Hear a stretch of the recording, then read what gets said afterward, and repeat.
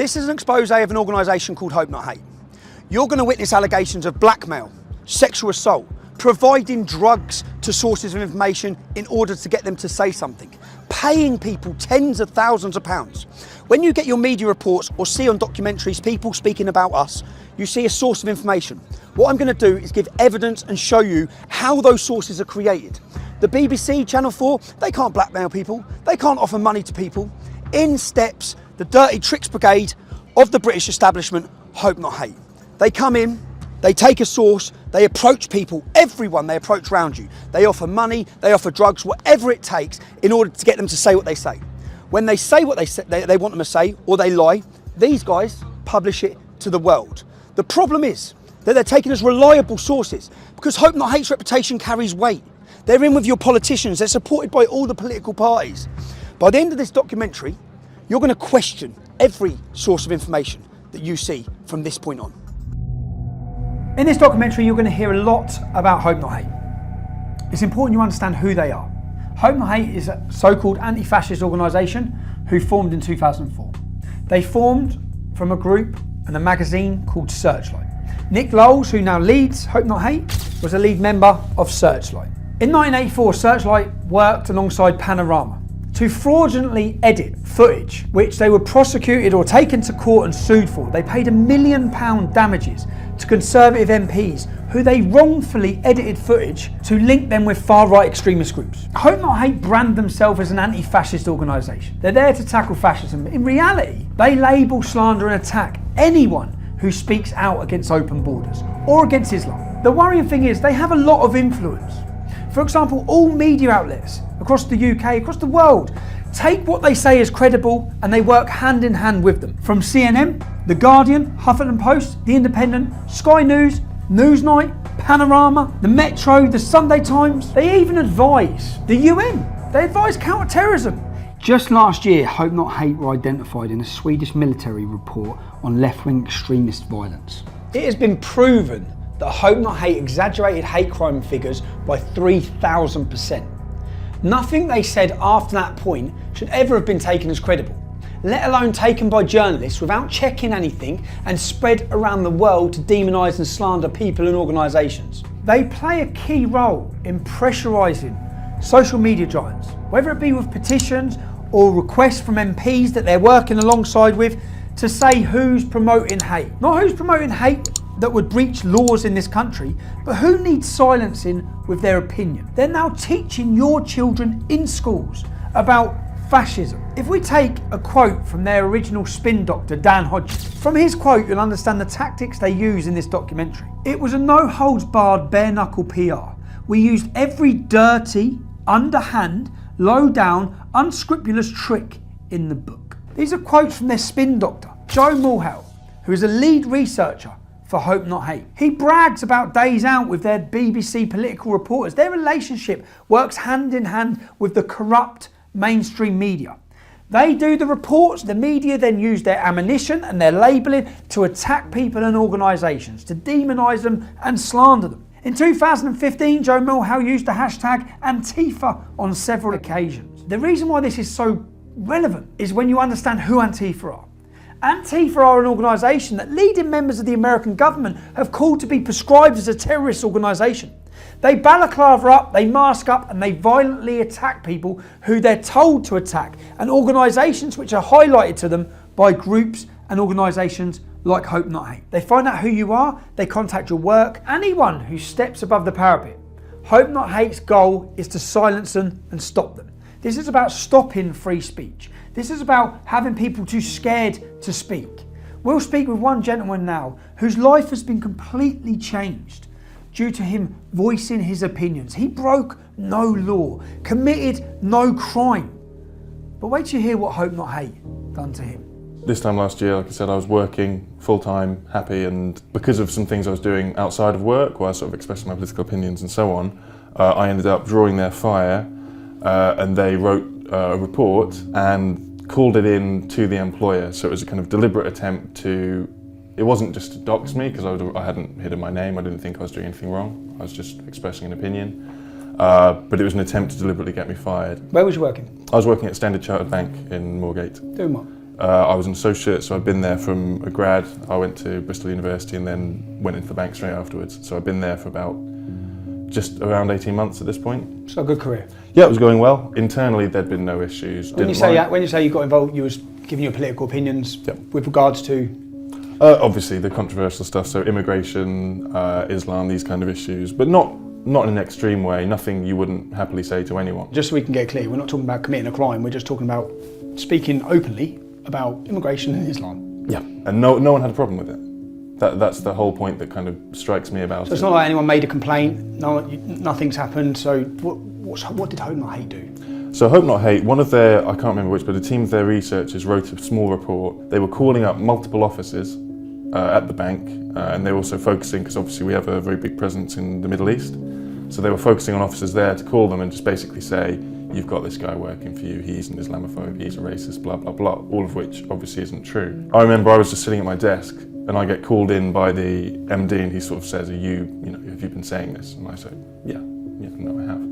I didn't see it as a problem. The same guys were going to a lot of journalists trying to flog this report as well to make a big story out of it. Eventually, in around the summer of last year, you get this article and it's very vicious and it's obviously largely lifted from the report that came out a few weeks earlier, using slurs, using kind of nonsense labels, calling us Nazis, all that kind of thing. Calling you Nazis with any evidence? Was there no any evidence anything whatsoever you've said? at all. It was made up with a very clear intention of making me lose my job, and it's a common tactic. And you did lose your job? Yeah, I was suspended, and then once the coverage happened, they obviously, whilst previously, like internally, the bank, I think, had kind of thought, well, maybe this is just an attack piece. Once there was coverage, obviously, it's their reputation on the line. So then, pretty much immediately, I was fired. I have worked. Just so that the public understand this, you committed no crime. No crime. You speak outside of work about immigration or Islam with no hatred.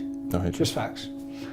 And because of that, where are you now? How's your life changed? What do you see for your future now? Financially, very difficult, of course, because it kills your income. And then there's knock-ons from that are always a pain. Okay, well, thanks, and I hope you. I wish you luck in trying to get your life sorted. Me too. Yeah, good luck. Thank you. So Hope Not Hate are the dirty tricks brigade of the British establishment. This is Nick Knowles. Nick Knowles is the main face and the head of the organisation. Matthew Collins, Joe Mulhall. First of all, we'll rewind 2 years. I've already exposed this organisation. This is Caelan Robertson. Caelan Robertson is an ex-employee of mine. They got into him. They blackmailed him. He was sexually assaulted. He was threatened. He was intimidated. He was scared. And they created him into a source of information. So they forced him to say negative things about me so the media could print them to the world. You're going to hear that story now. We were basically threatened with the most horrendous shit you can possibly imagine for 3 months, constantly, to do this. Constantly.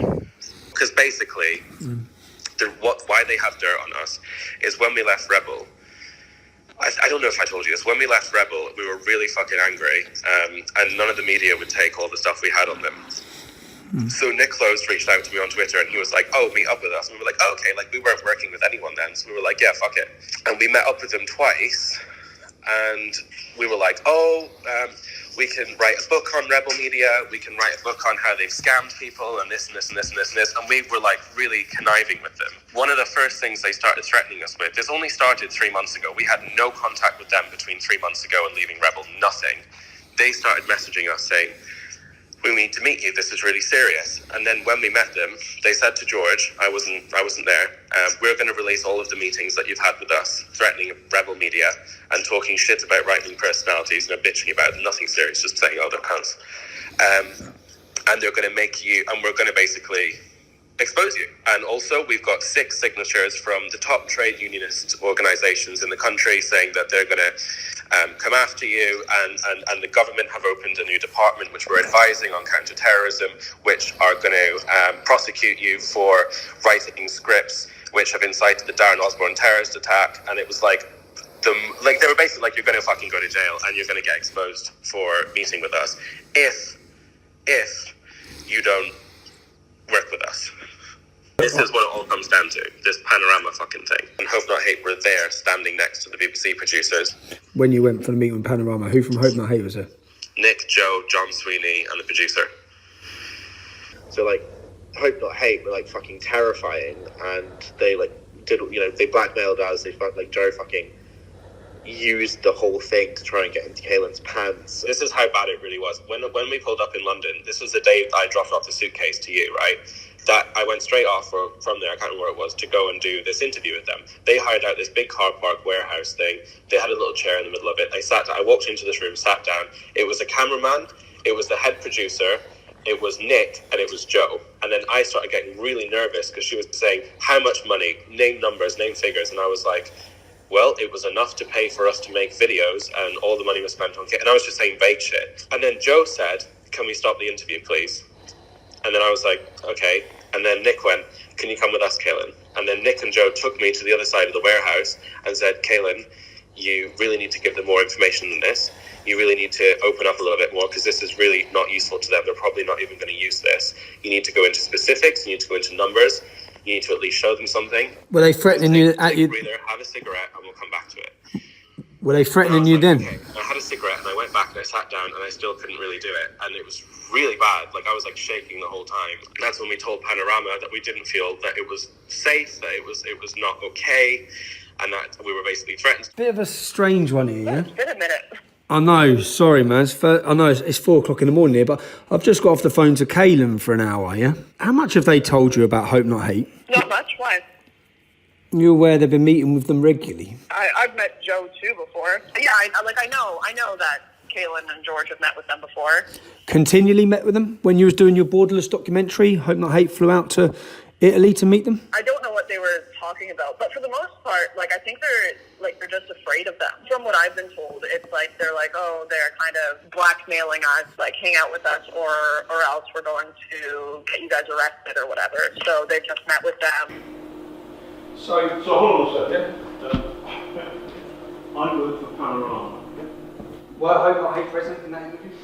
Were Hope Not Hate present in an interview with Kaylin Robertson? I work for Panorama, and we are doing a film about you. Are you aware of blackmail? Are you aware of Joe? Look at me. Yes. I'm a reporter, and I'm asking you a question. Okay. Right. I get the point. Are you aware? Let me ask you one question about that. Okay. Are you aware of indecent images sent by someone from Hope Not Hate to Kaylin Robertson? I'm aware of the allegation. You are aware. I'm aware of an allegation, and I do not think it credible or serious. If I'm wrong, you can put that information out there. If somebody has been blackmailed, threatened, intimidated by an organisation that is steering your documentary. It's not serious. Okay, can we hear the next one? Play the next bit.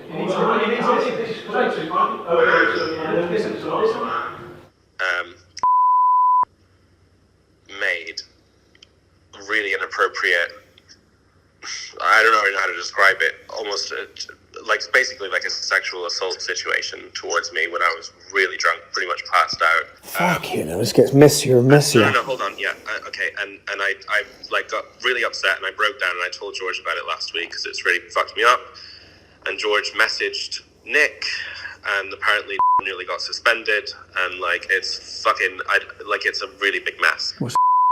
I'll come to Milan to see you. Who'd he come with? Nick. He come with Nick, so Nick was with him. Yeah. And what did he do when you was drunk? Nick wasn't there at that moment. Nick had gone home. So we were filming with Lauren, and then they said, like, you've got to meet us. So we flew to Spain via Milan, met them in Milan, literally just had a coffee with them where they basically just carried on threatening us, and said, you've got to do like Sky or one mainstream media thing.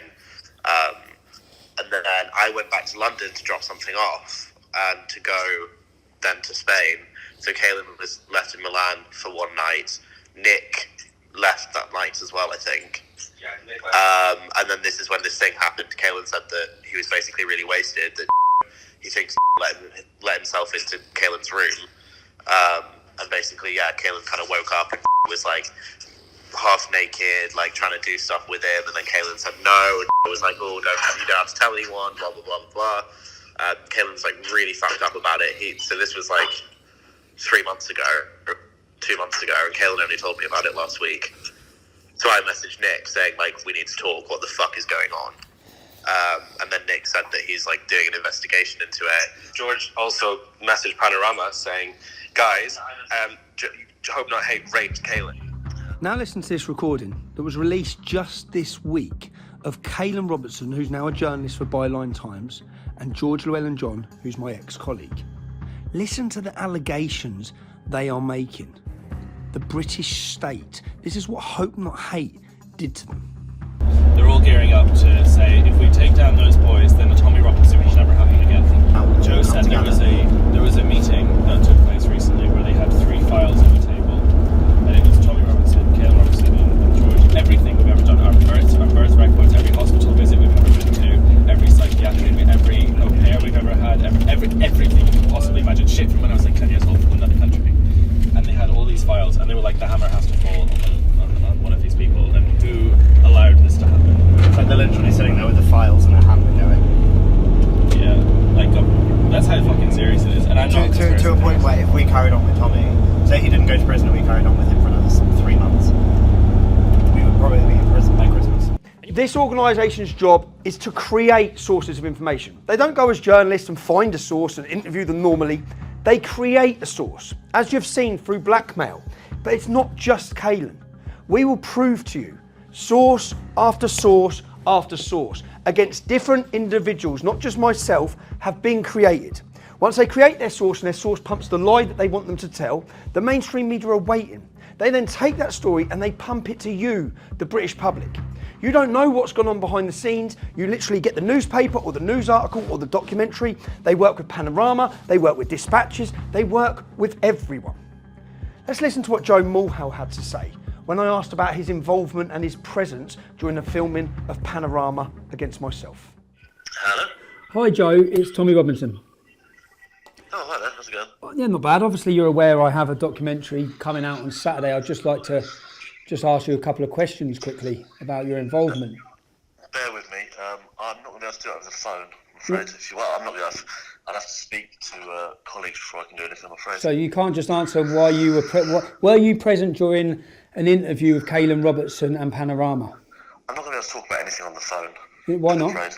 Why not? Well, you can't just ring someone up. If you want to speak to me, you can drop me an email and we But can. this is just your opportunity to counter what's being said. I'm not going to answer any questions over the phone, although I don't see what's the issue there is, even if I was. Really. So were you and Nick Knowles present during an interview with Kaylin Robertson and Panorama? I've said everything I'm going to say to you, Tommy. I'm not going to answer any questions like that. If you want Just to a yes or no. It's just it's it's a simple yes or no. Simply, look, Tommy, we're wasting time here. Okay. Now listen to what happened when I approached the producers of Panorama to ask them the simple question: were Hope Not Hate steering your documentary? Okay, well you're in trouble as well. You're all in trouble. You're all in trouble. We invited you for an interview today. You haven't given us an interview. No, I haven't. I've exposed you, okay? You were trying to destroy my life. You have been contacting people. Why were Hope Not Hate present? Why were the leaders of a far-left George Soros-funded organisation, why were they present during the interview of a person which you were goading to give bad information about me? Why were they present? Tell me. If this is a Panorama documentary, why were Hope Not Hate present? This is an ongoing documentary. This is an establishment attack on me, and you're part of it. And you've been exposed to the world tonight. This is Jim Dawson. Many, including the media, say that he is the brains behind many organisations who are labelled as far right. He's a money raiser. He does the work in the background. I was invited to a meeting with Jim in 2015. Literally hours after the meeting ended, these headlines were pumped around the world. Literally within hours of that meeting, Jim Dawson, who openly admits this, had contacted Nick Knowles. He'd give them the story, and they were pumping this story around the world. So I've been very aware since 2015 that Jim Dawson, so-called patriot from Northern Ireland, is in bed with Hope Not Hate. Okay? So when I see Jada Franson, who was Paul Golding's partner in Britain First, both of them were put in prison for their activism. They went to a paedophile's house who is now convicted and got 20 years in jail, and they questioned him when they knocked on the door. They both got custodial sentences. Jada comes out of jail and literally straight away teams up with Jim Dawson.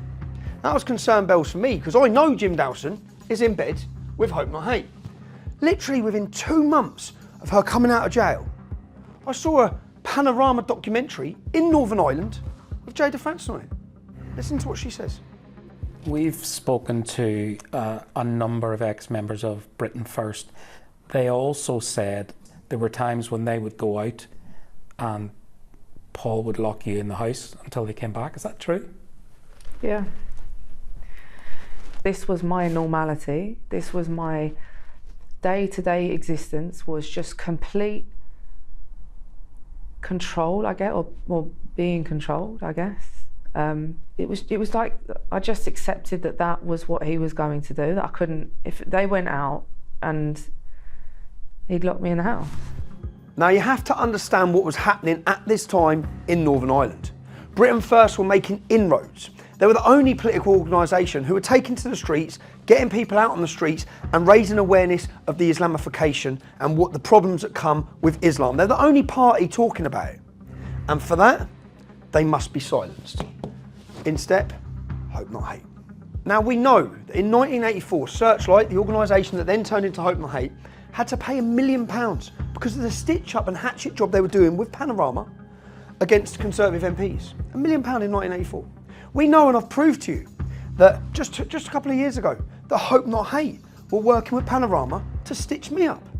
So when I see a Panorama documentary with Jada Franson, whose right-hand man is in bed with Hope Not Hate, it rings alarm bells. I was also aware that Jada Franson was close associates with Johnny Mad Dog Adair. This is her in his house with her dog. They were close. This is who Johnny Mad Dog Adair is. Johnny Mad Dog Adair is living in exile in Scotland, looking to come out of retirement. No surrender! For 20 years, he directed more than 40 killings and hundreds of attempted murders as his notorious C Company terrorised the Catholics of Northern Ireland. Now what has changed? Paul Golding and Jada Franson were inseparable. They were both leaders of Britain First. Everywhere he went, she went.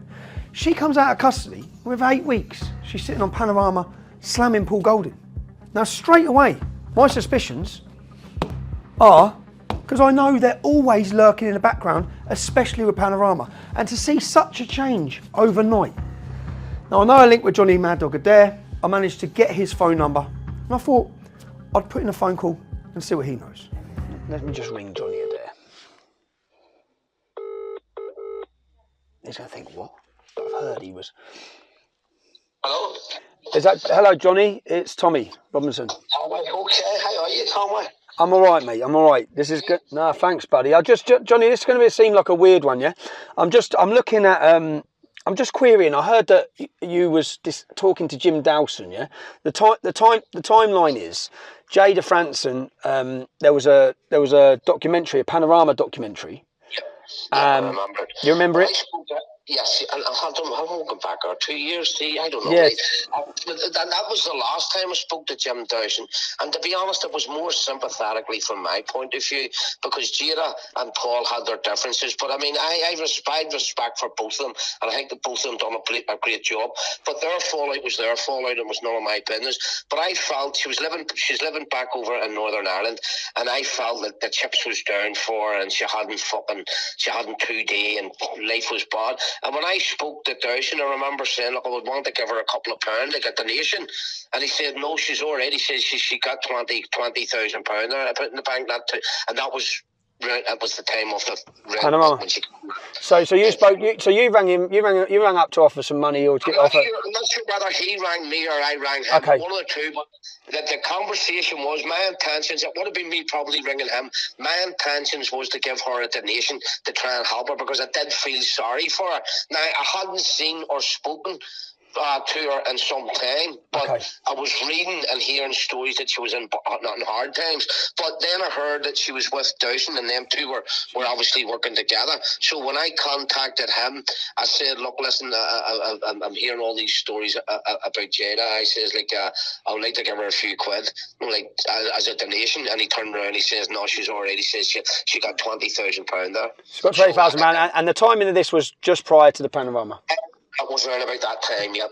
And I didn't question. I was happy once he says she's £20,000. I mean, well, that's in myself. I said, well, that's good. So I didn't need to pursue my conversation anymore. Giving her a donation. Okay, but that was my intentions, and that's what he told me. Okay, cool. No, because it's just I know Jim Dawson works with Hope Not Hate. I knew that 6-7 years ago. So we just. He would work with anybody but him, wouldn't they? Anyone that give him, yeah. So I'm just doing an investigation, and everywhere I'm looking, Hope Not Hate are there, involved with Panorama, involved with politicians, and there's money. In fact, £20,000 that you say is the same figure that I've got covert recordings was offered to another gentleman to lie. That's what he told me. Like he told you. I'm no grapes to fucking quite fucking by saying that. It was an innocent conversation I had reference me wanting to give her a donation. Okay. And it was to get through him because obviously I had no contact with her. I hadn't spoke to her since she had the fallout. I never had a fallout with her. No, I that's felt cool. really sorry, me out hard, me out loyal. No, so did I, buddy. So did I, because I thought Jade done some great. Until I knew she was with Dawson, and then I knew that's Hope Not Hate. I knew it. So there you have it. Out of jail, down on her luck, receives £20,000. Not according to me, according to her friend Johnny Adair. Receives £20,000. And then is on Panorama documentary slamming Paul Golding. Let's have a look who else took part in that same Panorama documentary. It's a well-oiled machine. This was my day-to-day existence, was just complete. That's why most people now advertise through social media and not in the newspapers. Britain First is Paul Golding, and Paul Golding will flog and sell. So who's being interviewed? Jim Dawson, Matthew Collins of Hope Not Hate, and their new created source of information who has received tens of thousands of pounds, who's always lurking in the background, creating these sources, Hope Not Hate. What do you get, the British public, sitting at home? You get a Panorama documentary which makes these allegations from a female about Paul Golding. You don't get who they are, how they operate, and the fact that tens of thousands of pounds have been handed over. These tactics are used against anyone who speaks up against open border immigration. They've been used against me for years. But at this present moment, we're looking at Paul Golding's Britain First. They're making inroads into Northern Ireland, and for that, the agents of the state, Hope Not Hate, they must step in and they must be silenced. Whilst we're looking at Hope Not Hate and Paul Golding and Britain First, I'm going to stay on Britain First.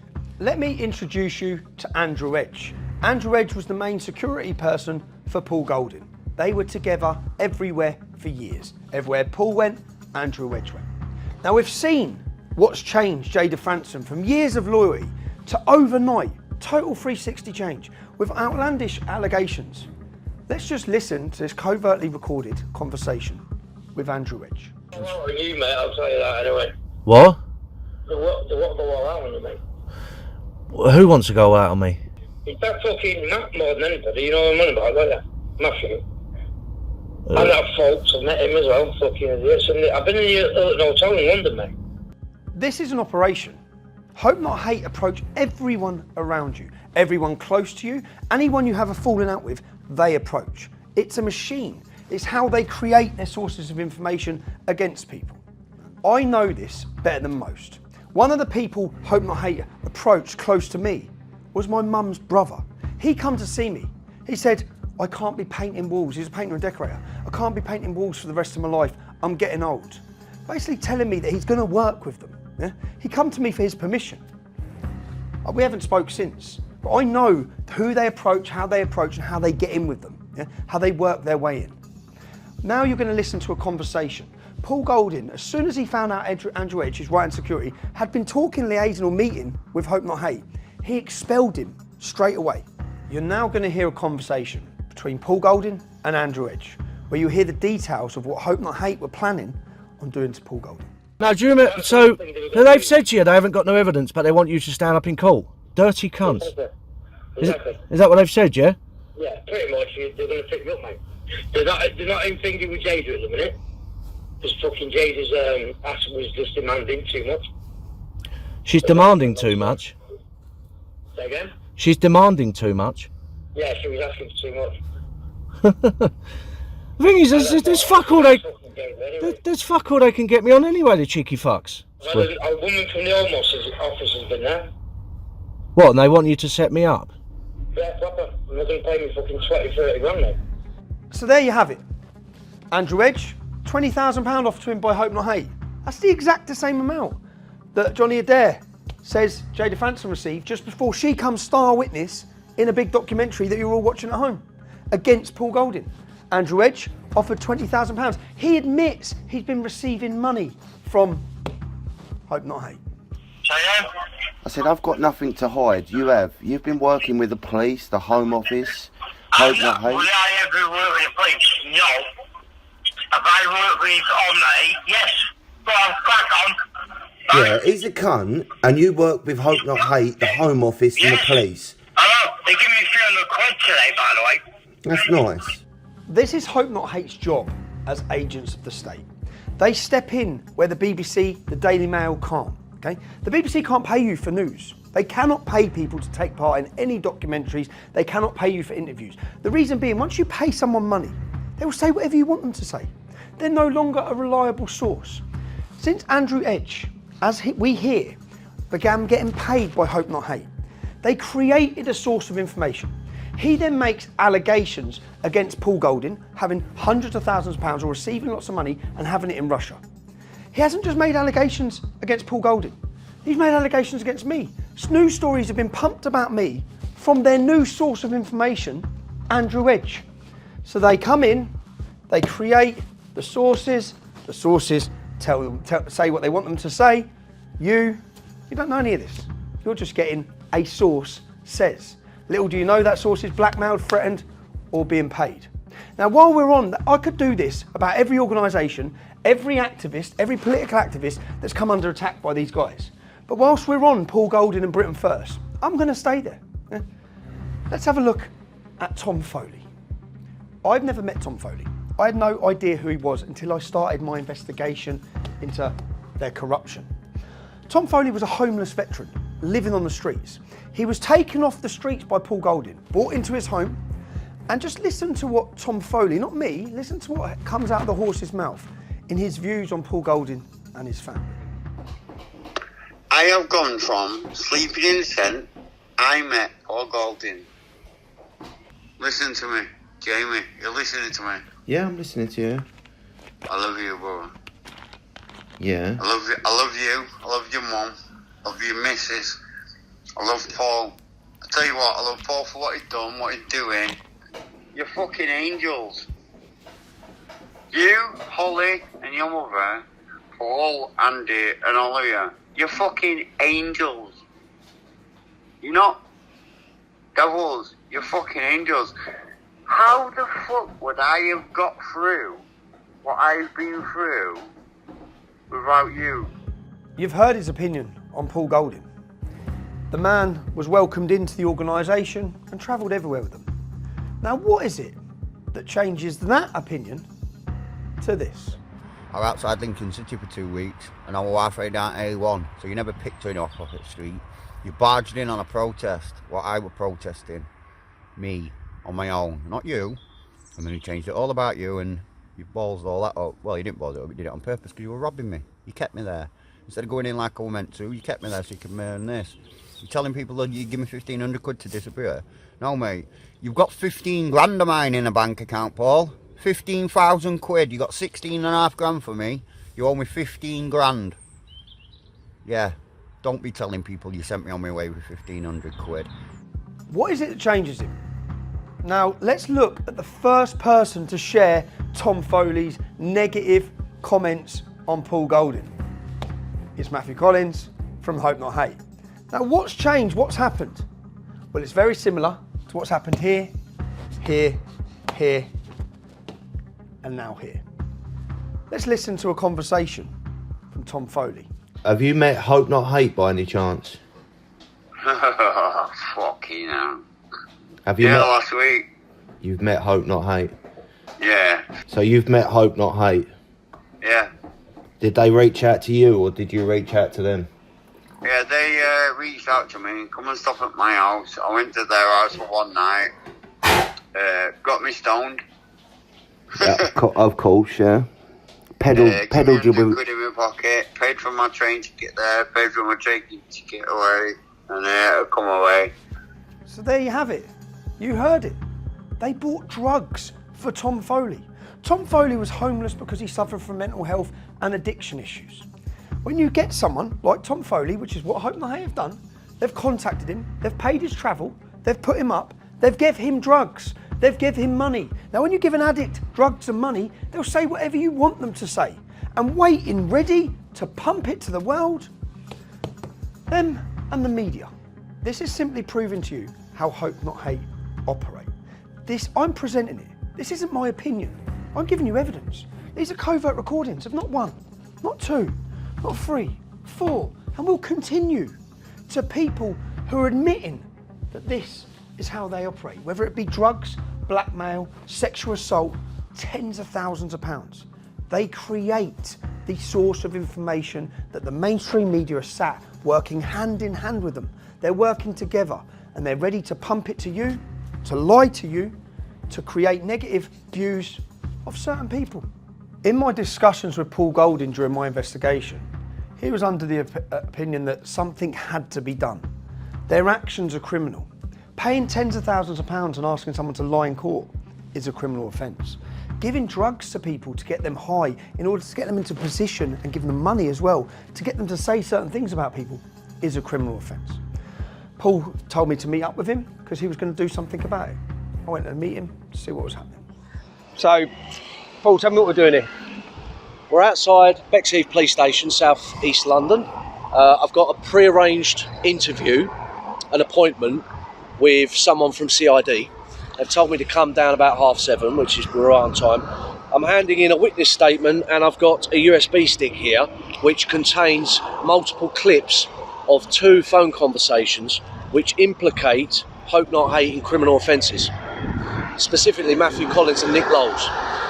And these offences range from conspiracy to commit perjury, perverting the course of justice, and the supply of basically Class B drugs or something like that. So I'm going to speak to them and hopefully they'll launch a criminal investigation against Hope Not Hate.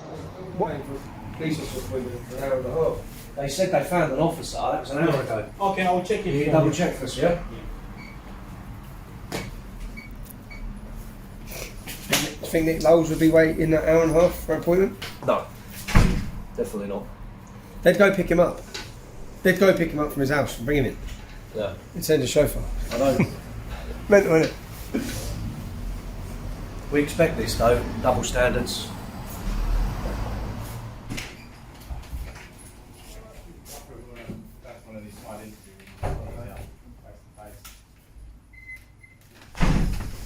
All sorted. Yeah? What you said?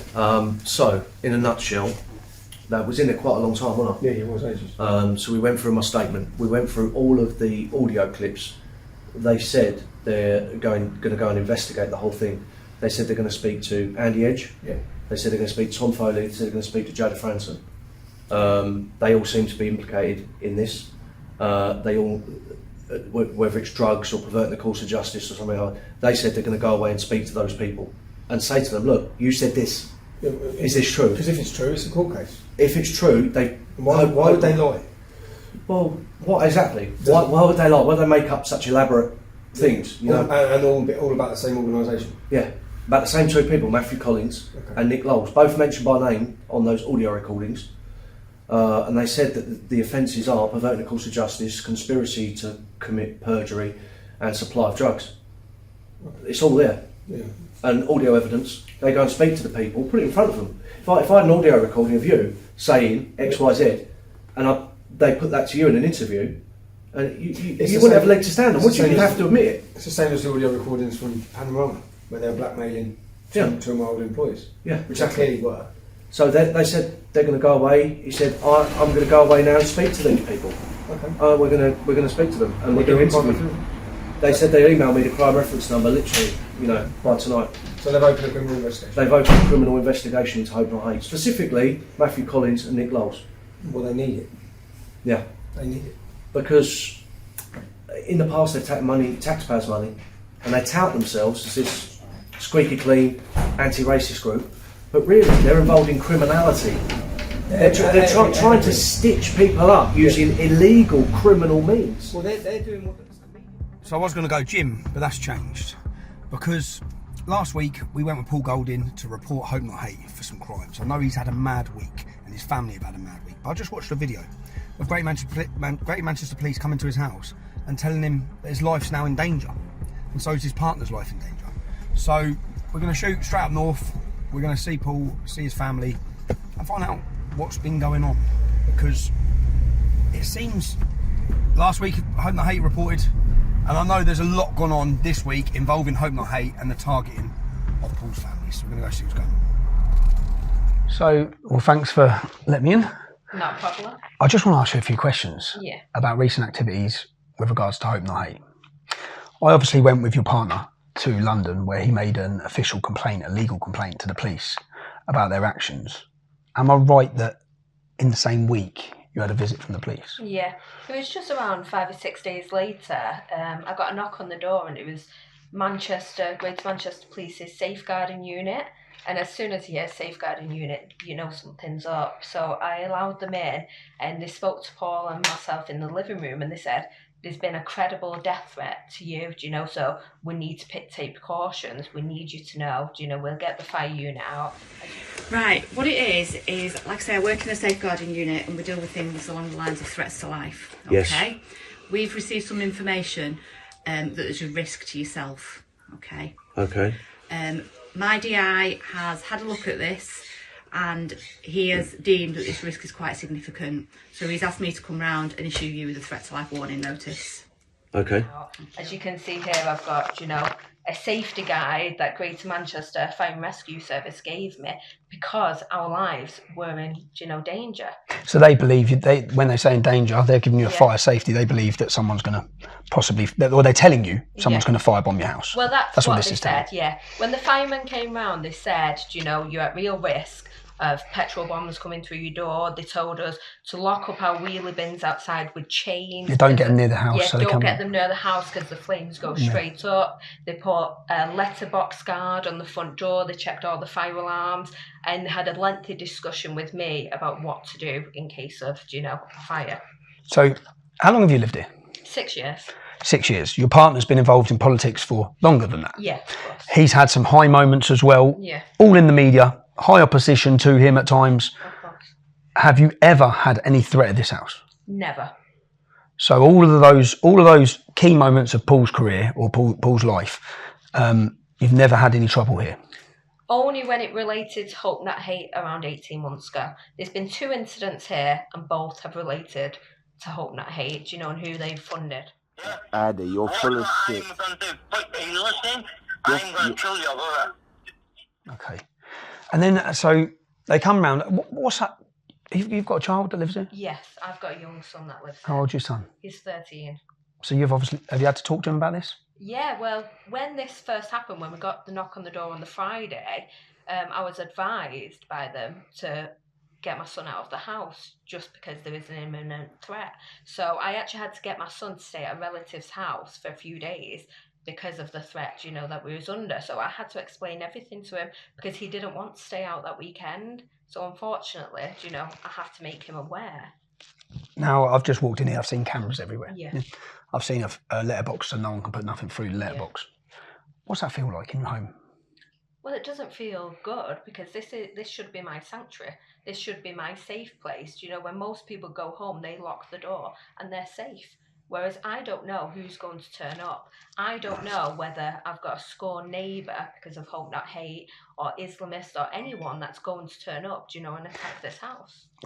So the police come and visit. Yeah. Yeah. And then 24 hours later. Yeah. Can you explain to me then what happens? Yeah, 24 hours later, I was made aware from a friend of mine that lives a few streets away that there's leaflets going through letterboxes about Paul and about Britain First, about us being sympathisers to Russia. And I found out that from my friend, but then I spoke to neighbours, I spoke to several people on the estate, and everyone had got one, everyone. And I'm right, because I saw online Paul went and found the men delivering the leaflets. Yes, well, we was out that day anyway, and Paul just happened to stumble across them and approach them. And as usual, they had nothing to say. They happened to put out these leaflets that put my family in danger, my son in danger. Yeah. And the man actually delivering them on camera has been recognised as an employee of Plug Not Hate. Yeah, of course. And let me just, in this leaflet that's gone out, it says that your partner has hidden money in Russia to avoid paying tax. It's just not true. If we were tax evading, we would have been arrested by now. When this went out, just so the public understand, this was at the height. I know Ukraine war has been a big story for the British public and the news and the media. This was the highest moment of it, am I right? It was when the sanctions first come in. Yeah, this was when Roman Abramovich was being sanctioned, when he had to step down as Chelsea boss.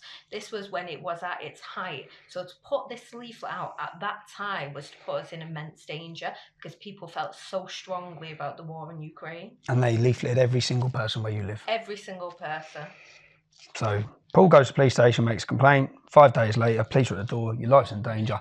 The next day, just so then, it must have took a week to make a leaflet. By the time you plan one, write this.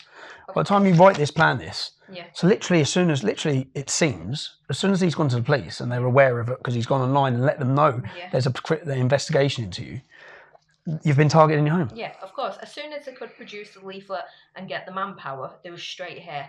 They went straight to this estate. Do you know where I live? It's a big area, yet they purposely only did the estate that I live on. And the police have said? The thing is, if you look at the sequence of events, it makes sense. Yeah. I go and report Hope Not Hate for criminal wrongdoing. Yeah. Literally a week later, they're in my vicinity, in my neighbourhood, delivering leaflets saying that I'm a tax cheat and that I'm Putin's stooge in the middle of the Ukraine war. It's almost like they're, because of what I've done, reported to the police their criminal wrongdoing. Yeah. It's almost like I'm being bullied and targeted. And it's all very malicious. The whole nature of it is, isn't it? So and it's the fact of, and that's the whole definition kind of a malicious communications, because the fact that it's untruthful, it doesn't matter. It's the fact of it's generating the this intention behind it. Do you know? Because fair enough, disagree with us, are you right? But don't try and put people in harm's way. Yeah, definitely. Do you know? And there's an expectation that you're never going to have everybody agree with you. Yeah, everything. That's life. We get that as people anyway, don't we? But there's a line, isn't there? And this is way over that. Yeah, there are, like I said, there are other strands of this situation that are probably causing this Hope Not Hate a lot of consternation. The fact that one of the people they tried to give a lot of money to stitch me up in court, which is being investigated by Met Police, he's on trial in October for threats of violence, threats to kill, all that kind of stuff, threats of violence to us in this house. He actually came round and attacked this house. Right. But he's being prosecuted already for that. Right. The police said there's no other intention behind this than to cause distress, to cause harm, you know, to cause conflict. Because, as you know, say if my son's outside in the garden, who knows what will happen to him for simply being outside. See, the frustrating thing for me with this is that people have a problem with me, but they shouldn't target the women and children. Oh, of course not. Which is essentially, by coming here, this is specifically aimed at to disrupt your life. Of course, because what has it disrupted yours and your child's life? Oh, 100%. My son can't walk to school on his own. Do you know? He has to be escorted to school by a family member. He can't just play out in the front garden anymore. He can't just walk to a local shop, because we don't know who else is going to target this house because of these smears. His life has been completely changed through this, do you know? And it's not fair, because he is not in politics. He didn't choose this. And it's based on lies. It's based on lies, fabrications. And in response to? In response to, Paul reporting them for criminality. So we're looking at the tactics and the operation of Hope Not Hate. They're not just content with scaring, intimidating you or targeting you. They want to target your family. They want to target everyone around you. Now I'm just going to take you back to the covert recording with Andrew Edge. Let's listen to this. Yeah, I even know the whole story. They then going to go on to your missus. Yeah. The boy. They've already made a few things on that. We're going to then fucking threaten her, blah, blah, take the kid off her and all that. So she doesn't carry on being first.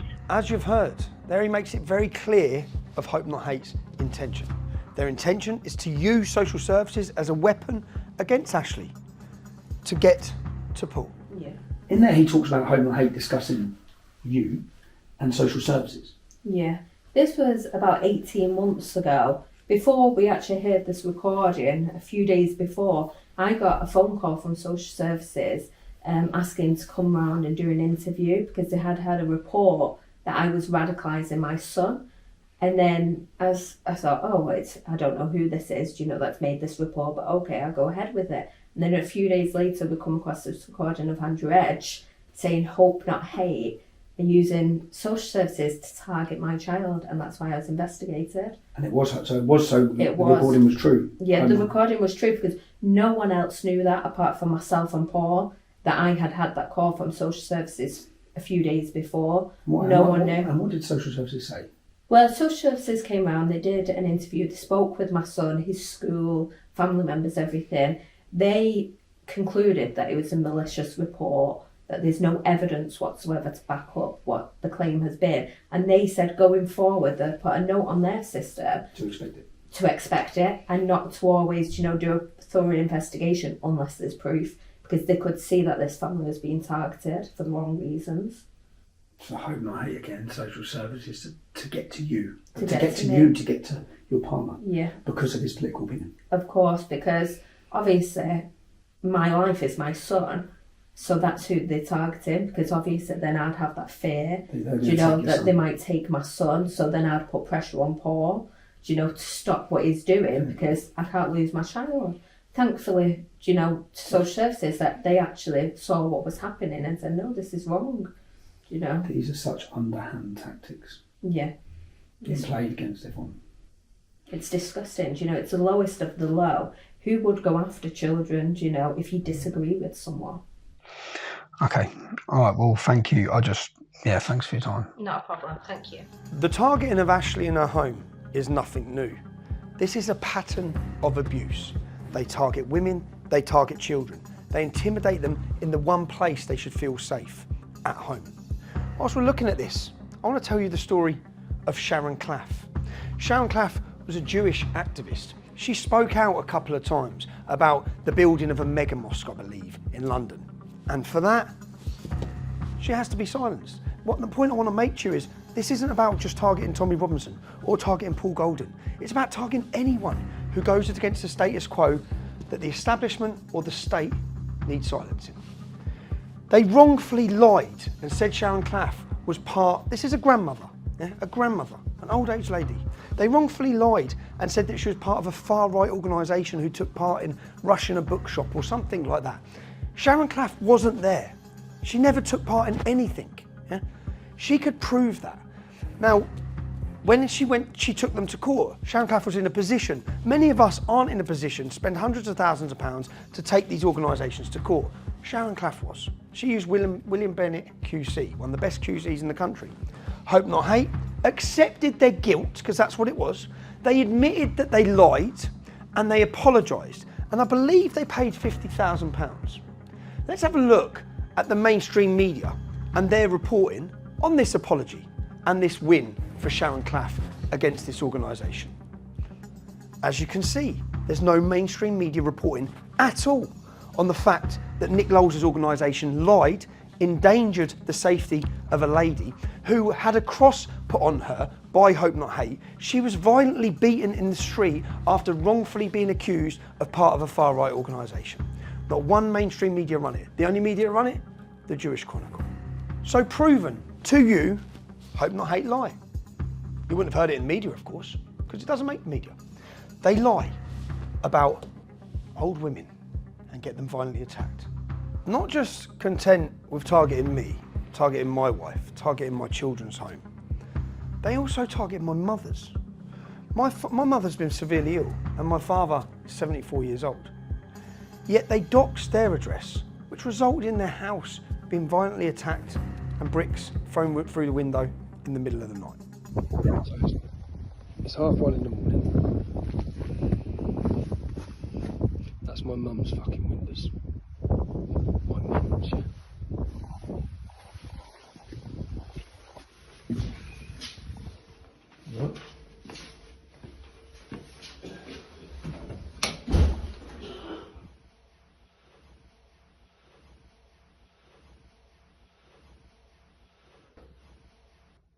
as my address. Shared it online to his little hate mob. Yeah, I'll take that down. And how? And they're meant to have a marker on their address, yeah? They're meant to have a marker on their address because 24 hours ago, these bastards were ringing my ex-wife and my son. So police were at their house all day. A mark on the address, and I've just got here. There's no police here yet, even though they've rung the police instantly. When my fucking 74-year-old dad has been woken shitting himself in his bed because someone's smashing bricks through his window. She said, because she told me today they've put a watch on my mum and dad's. They've literally put it on while we've been driving here. Oh no, she said, so my ex-partner must be speaking to police about what's gone on, and she's rang them to say. This? I'm sorry you had to leave your family home at yesterday evening. Yeah. This morning it featured on our management meeting this morning. This job came up, and they're trying to apply the right amount of risk to it. Does that make sense? Yes. The hate coming from this organisation continues and continues. It then resulted in men turning up looking for me at my mother's house. The neighbours spotted them outside, videoing the property.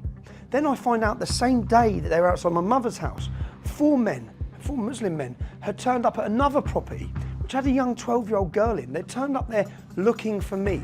Why did they turn up at this house? Because Hope Not Hate had put this picture online alleging that it's my property.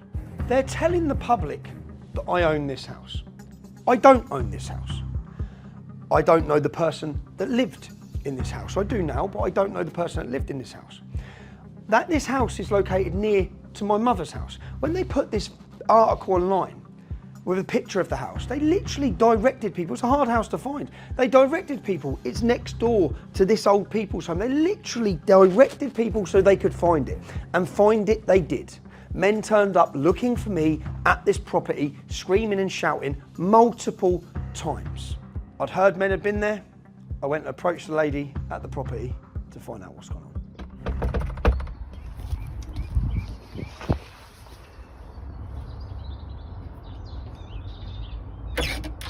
Hi, are you alright? Yeah, morning. I'm just chasing up what happened yesterday. Yeah, well, I was out. Daughter rang me, crying. Car was on the drive. Asians were walking around the house. She was upstairs. Told her to stay on the phone to me. I was coming straight back. She was crying. I told her to go and take a picture of the car. She didn't want to take a picture. She didn't want to go anywhere near it. She's got a good picture. She did, only because she could hear them walking around the back because of the gravel. She knew they were at the back. She ran to the front of the house, took the picture and went back into her room, hiding under a quilt. How old's your daughter? 12. And you've rang the police just because they went to my mum's house yesterday as well, yeah? They was at my mum's house. It's a joke. I've got video of them, so I'm going to find out who they are today. Right. I'll know who they are today. But you had an incident last week as well. Yeah, 2 weeks ago. It was a Saturday night. The car pulled up. Thought it was my boy coming to see me. Got the door and 4 Asians in the car. Asked me, "Where's Tommy? Where is he? Where's Tommy?" Told him, "I don't know who Tommy is. I live on there with my kids." This is when we got in contact. This is when I got in contact. You and you reported that to the police? Reported it to the police. The police came round, told me to make sure the doors were locked. Asked why it had started happening, and I said it was to do with like Hope Not Hate. Put it up on the internet. So how long have you lived here? Over a year now. Have you ever had a problem here? So the problem started a few weeks ago? A few weeks ago, about 2 days after the Hope Not Hate put it on the internet. About you apparently opening this house. This is my house. No, it's not your house. No, but they said this is my house. They said it was your house, yeah. So I looked, there's a picture of a van on the drive. Yeah. And someone's put racist cunt. Yeah. I've got lots of things where I'm looking. Yeah. That was my dad's van. My lad's friend's van. Okay. So with his number plate on it. You live here? I live here. With your daughter? Yeah. She's how old again, sorry? She's 12. How is she? Scared. She won't stay here on her own now. I've got to now drop her over to my daughter's all the way in Dunstable before I can go to work today. Because I can't, she won't stay here. She won't stay here on her own anymore. How are you? Just shitting myself, I'm not going to lie. I don't want people coming down the drive. What do you... I know I'm not trying to, like... I'm going to come. I'm going. I'll get today cameras. I'm meeting some lads. Well, the police have said that they're going to secure the property for me to make sure that I keep the gate locked. When did they say that? Yesterday when they rode Okay, back. they're going to because they come to my mum's last night and they left and they just left. So, and I said, what are you going to do about it? Because have you got? Where's your letterbox? I think my letterbox is around the other side of the door. Okay. I think it's because I'm already fleeing domestic violence. That because this was supposed to be the safe house for me, but now I'm even more scared. So Nick Lowles, because I'm going to find him. Do you want to come and speak to him? Yeah, I will. I'd like to see how he feels about this. You know, like we've already been terrorised once by my ex-husband. He's got what happened last time. Well, my ex-husband. Like, Yeah. That's why I've had my house petrol bombed by him, and now I'm getting this done. It's my little Well, I'm lady's sorry. shitting herself. She literally is shitting herself. I find out that a lady in this house is a vulnerable victim. She's actually hiding. She's an ex-battered wife whose ex-partner had petrol bombed her previous property. I then find out that her relative had contacted Nick Lowles the very next day after the picture was put online, when she became fearful. Contacted Nick Lowles to tell him it wasn't my house. Did he right his wrong? Did he delete the picture? Did he apologise? No, he didn't. Because she's collateral damage.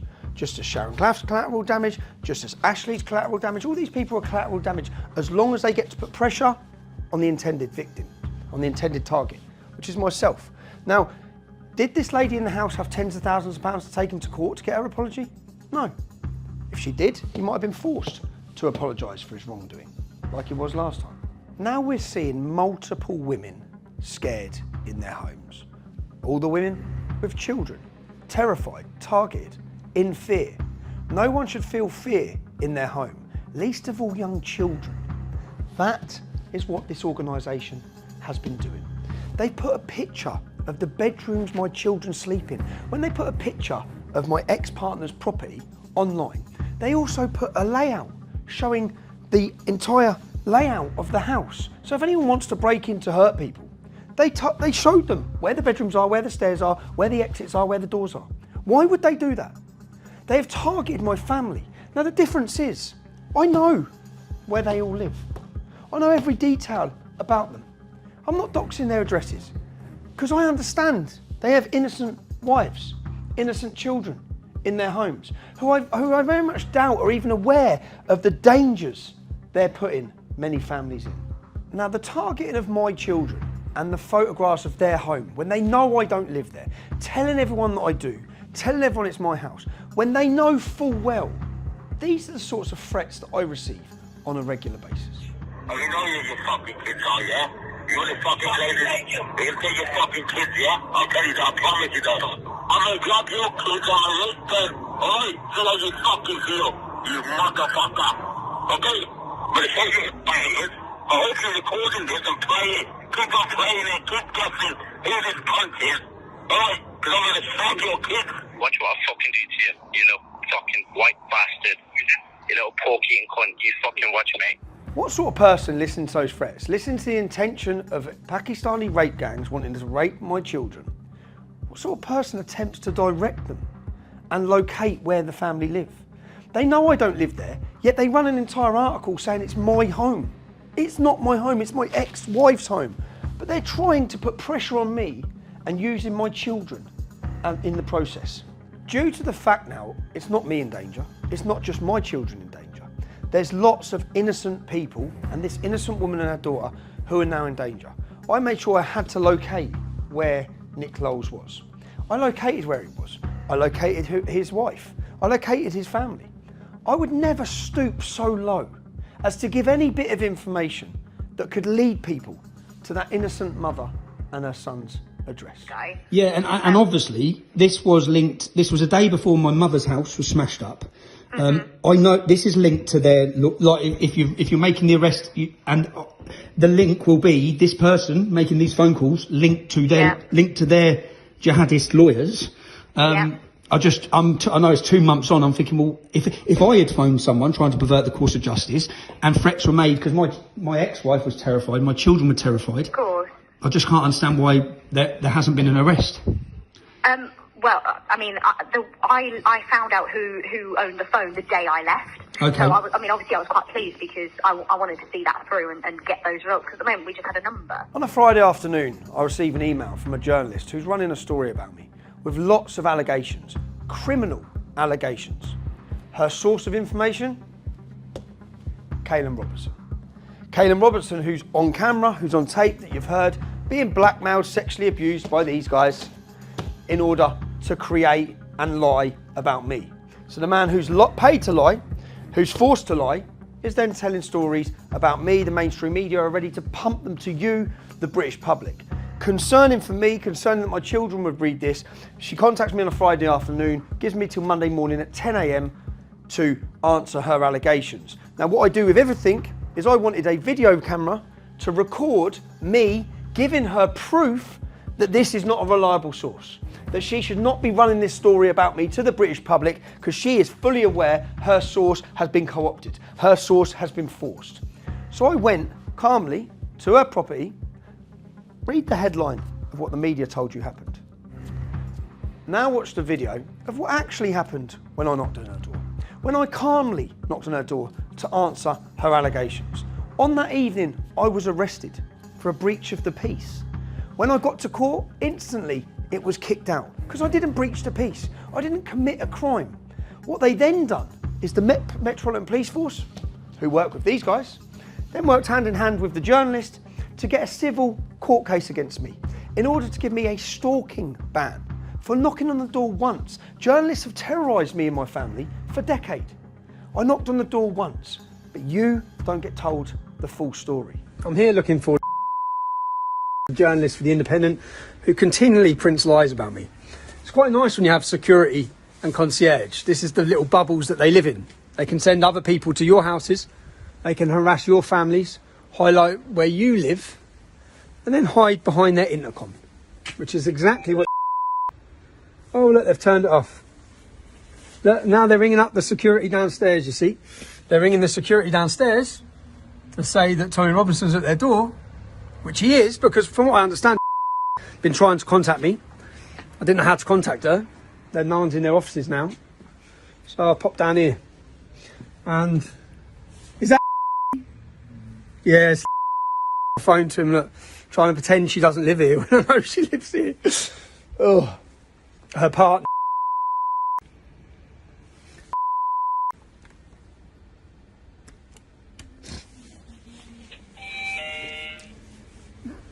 Come on.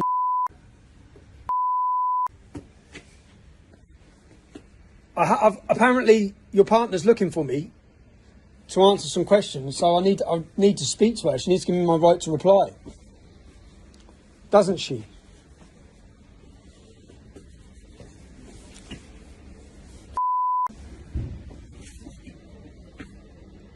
You can't go and print more lies about me without giving me a right to reply. Not when you know they're absolutely made up lies. You're using sources from that you know are lies, are fraudulent, and yet you obviously think it's okay to then write things that my children are going to read. I'm not even allowed to mention the journalist's name, or I'll end up in prison for knocking on her door once, as you've seen. Now, we now have a lady scared in her home due to the actions and the lies of this man and his organisation. I simply cannot go and approach him, but I think the best approach would be to his wife, because she's a mother with a child in her home, and she surely will see the wrong in what her husband is doing. So the lady is scared in her home. I decided that the best idea would be for her, rather than myself, would be for her to approach Nick Clowes' partner, to let her know what he's up to. People. I don't know what you're It's something like with the issue between Tommy Robinson and your partner, your husband. I'm not politically involved. I don't care about Tommy Robinson. I don't care about your husband. What I care about is my girl and myself. My life's now in danger because of this picture that's gone on the internet. Okay. The police are involved. I spoke to the police, and they've told me that the best thing is to try and speak to Nick. I've sent Nick an email, asked him could he take the picture down. Do you go to the school? No, my little my little girl doesn't go to this school at all. So I've sent Nick an email, you can confirm it with him, and I've asked him, please take it down. I've had no response. My domestic violence officer has already said that she's going to approach Nick as well, but I'm not getting any that route. So I'm just asking you as a mum, could you please ask him just to take the picture down for me and let him know that this is nothing to do with me. I rent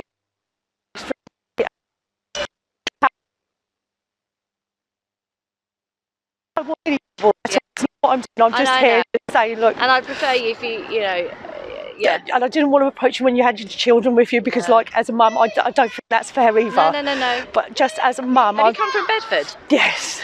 Yeah. I've drove from Bedford so that I could speak to you myself. What's your surname? Yeah, but if I give you that, then I get into trouble. Okay, fine. All right. That's all I'm saying. All you know, right. I don't want All Nick right, love. coming at me. Leave it with me. Thank you so much. Leave it with me. Thank you. Yeah? Thank you. Yeah? I do appreciate it, honestly. Okay, can you give me a screenshot of the picture? Yes, of the I will house? do, yeah. Can you just show me so I can... Right, I've left my phone in my car. You wait here, I'll go and get my phone. You don't have to do it too much in front of Yeah, other that's what I was people. thinking, yeah.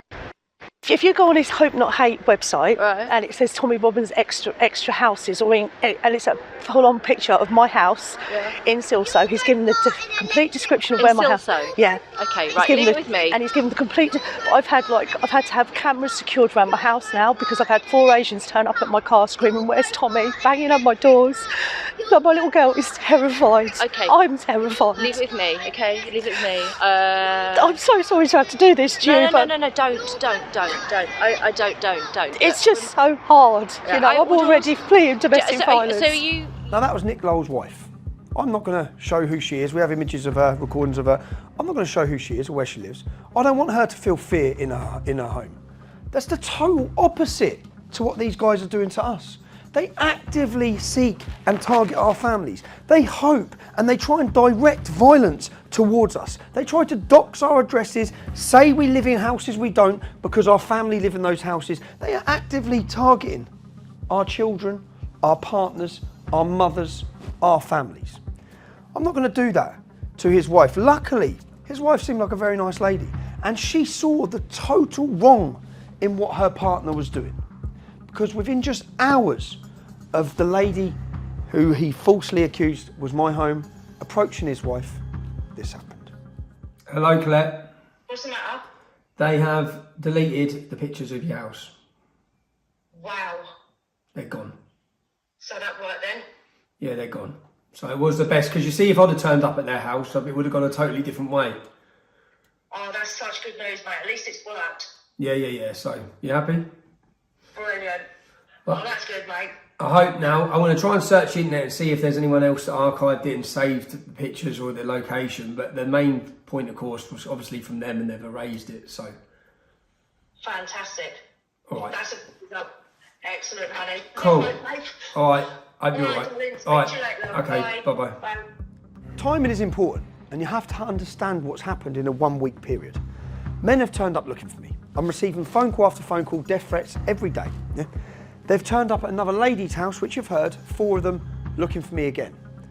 I receive a threats, which has all been made online, so these guys have watched all of this. My family receive threats that people are going to kidnap and rape my daughters, they're going to drug them from school. What does this organisation do? That week, after hearing all of that, they give my address. Someone is hired to visit the family home where my ex-wife and children are in alone at 11 p.m. to shine a torch through their door. That's what they do that week. Listen to this. She's told you before, don't come to her fucking house. I didn't go to that house. You've been to her house before? Not that house. I've Not never. her house? I have never been to that house. But you've been to her house? Yeah, again. And you know that's her I went to a house where they told me. Who's they? Right. Let me firstly look. Let me give you this. I promise you, I'm totally on the level. Well, on the level? Yeah. How are you going to feel when I come to your house at 11 o'clock at night? How's that feel? I promise you. Have you got kids in your house? No. Have you got kids in your house? They've grown up and gone. Is it alright for me to turn up at your house at 11 o'clock at night? No, it would and be. start taking pictures of your house? It would be. I appreciate. So what are you that. taking Look, pictures of my fucking kid's house for? Right. What they told me, yeah, the instruction was that's me. It's Mendes Legal Service. I'm a process serving company. Fallowfield Stevenage. Yeah, that's just the office. Right. What they said to me was I had to bring the papers out here to you. It's very important you got them. Yeah. I'm just a delivery boy. Yeah. They said if he's not there, leave him there. But if you leave, you see, what I'm meant to do with papers, I'm meant to make sure you get them to say, here you go, these are for you. Yeah? This is who you are, yeah? I'm Mark, yeah. You're Mark DaCosta. Yeah, I'm Mark DaCosta. But if I can't get them to you, just to show that they were, I'll take a picture. You see, I took a picture of the papers. No, you didn't. No, you didn't. You took a picture of my children's home. No, if I could find my phone, I could show it to you. I've lost my bloody phone. I can show you. I just put the paper on the floor. I took a picture of it. That's all. That's what I have to do. I'm nothing to do with any of it. Who are you delivering for? Who's giving you this address? I've moved because you come to my last house. I told you he does not live with me. So leave me and my children alone. Right. Are you happy to talk in front of? Who's this from? These are solicitors. Brought the papers. I'm nothing to do with this solicitors. So who you work for? I work for myself. I'm a processor. Basically, I'm a pro. You can use me if you've got someone you want to. Who sent you here? That's a simple question. They did. The solicitors. Which solicitors? It's on the paperwork. I don't know. Right, but basically, they give me all the information. I'm not the postman, bringing a British Gas bill.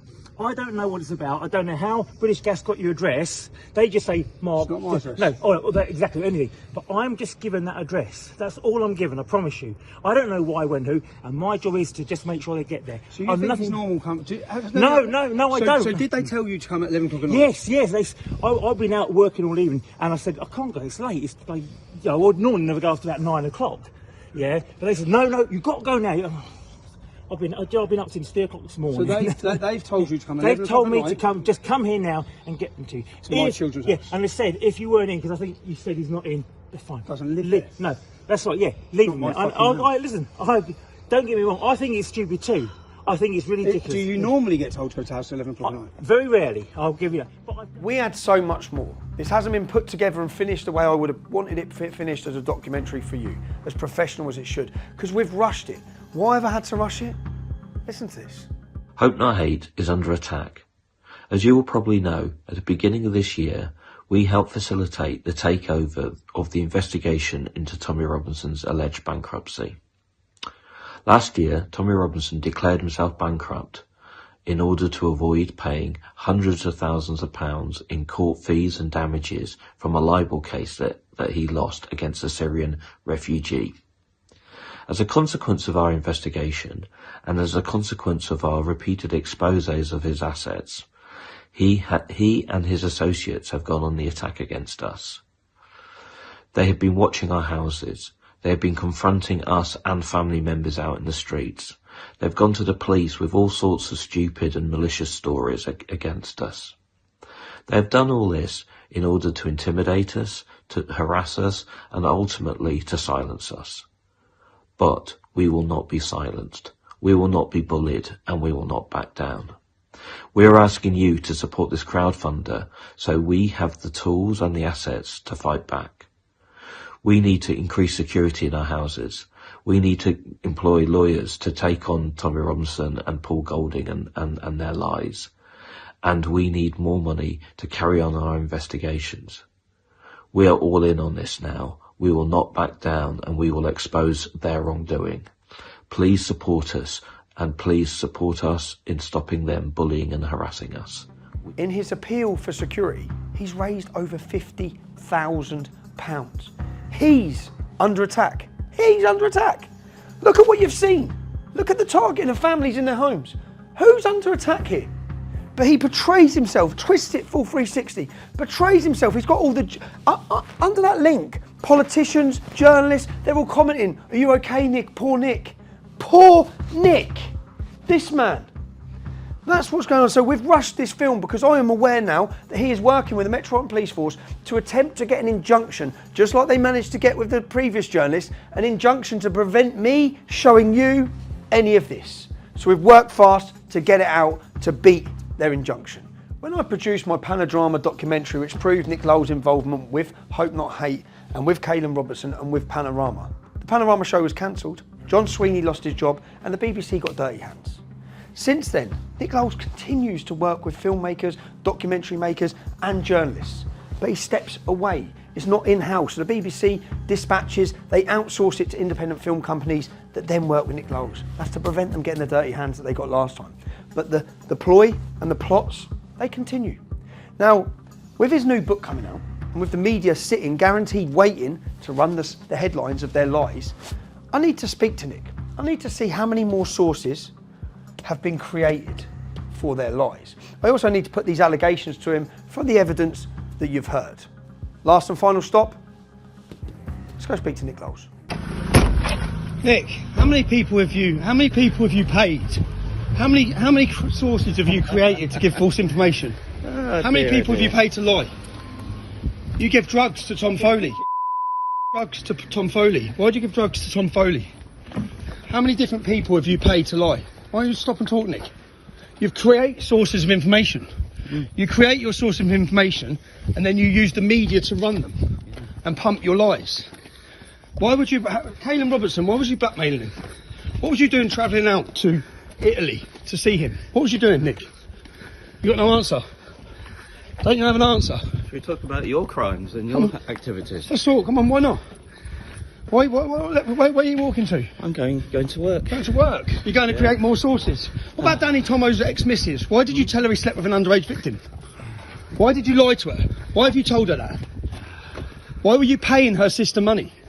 Do you understand that when you pay someone, they're no longer a reliable source of information because they're being paid by you? Are you going to deny paying people? Are you going to deny creating sources, Nick? You're going to deny creating sources? Get around the front. How many people in your book have been paid to lie about me? How many sources have you created in your book with your money? Huh? Answer the question. You do realise that paying someone, they're not a reliable source once you've paid them, blackmailed them.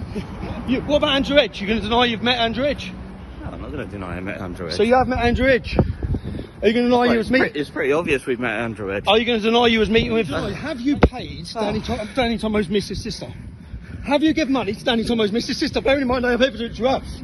So I have evidence you have. Really? Yeah. Okay, fine. Yeah. What about your source of information? So you're doing it again. You created Caelan Robertson. You created Andrew Edge. You created Tom Foley. You created Danny Tomo's Mrs. Sister. Well, no, it's not boring because you're destroying lives by creating. You're creating false information. The drug dealer. Says the drug dealer. Yeah. Are you calling me a drug dealer? Yeah. Who have I done? Will you deny that you've been paying Danny Tomo's ex's sister to say things about him? Are you going to deny that? I'm not talking about anyone I might have Because spoken you're not. to. Yeah, because you're not going to deny So it. are you? Will you deny you? Are you Will you denying deny? You paid. You contacted Jasmine Bishop. You told her that he slept with an underage victim. That's what you told her.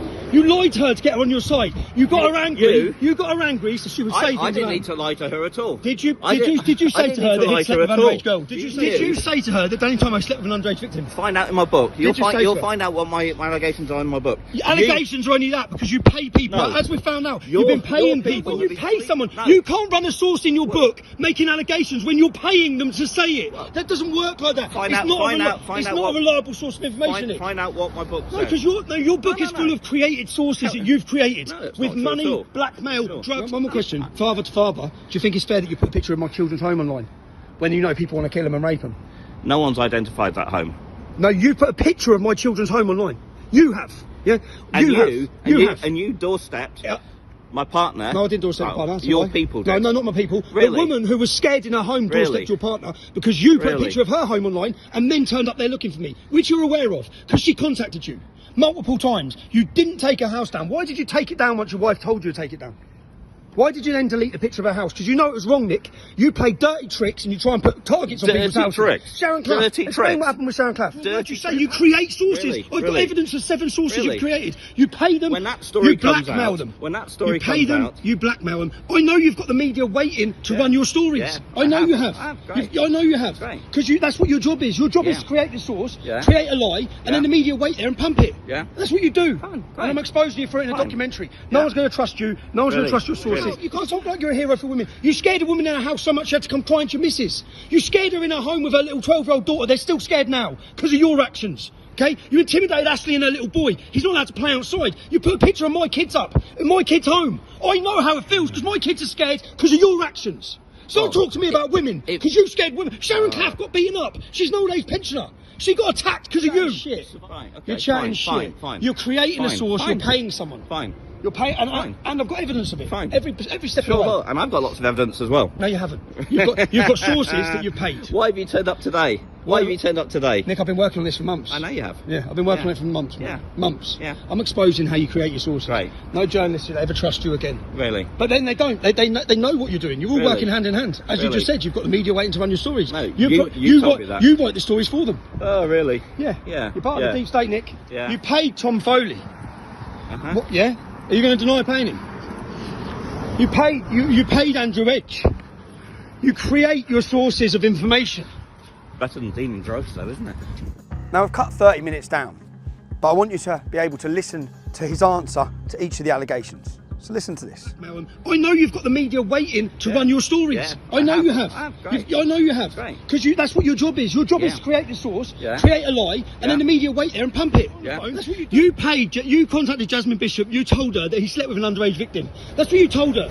You lied to her to get her on your side. You got her angry. You got her angry so she would say things. I didn't about- need to lie to her at all. Did you? I Did you say to her that lie he slept her with an at all. underage girl? Did you say? Will you deny that you've been paying Danny Tomo's ex's sister to say things about him? Are you going to deny I'm that? not talking about anyone I might have Because you're not. spoken to. Because you're not going to deny So it. are you- Will you are deny you- are you Will you denying- deny? What about Andrew Edge? You're going to deny you've met Andrew Edge?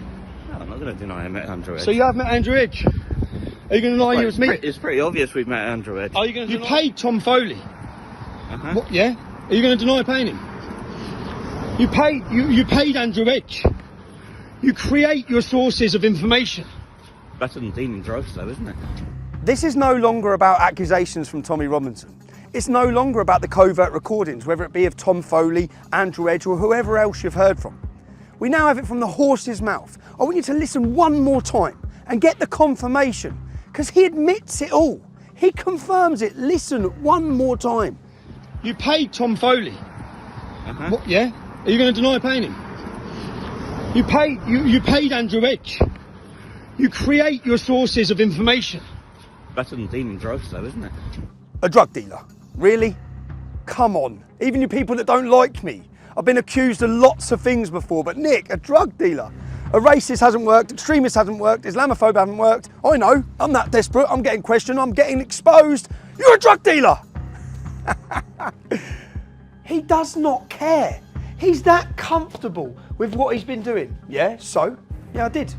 It's not as bad as drug dealing. What? He's admitted and accepted the criminality he's been involved in. Now, what we're looking at is women scared in their homes, to the politicians, to people watching this, trade unionists, politicians, journalists, the actual journalists who care about journalism. I'm presenting this to you. I haven't presented anything that's not backed up with evidence. Now, I know I'm not perfect. I know I have a past and I have a history. I'm also aware that I'm not the moral example for everyone to follow. I've had my flaws.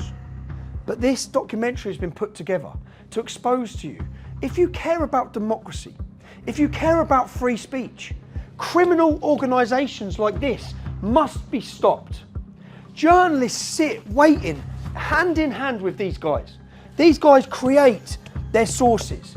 You are lying to the British public.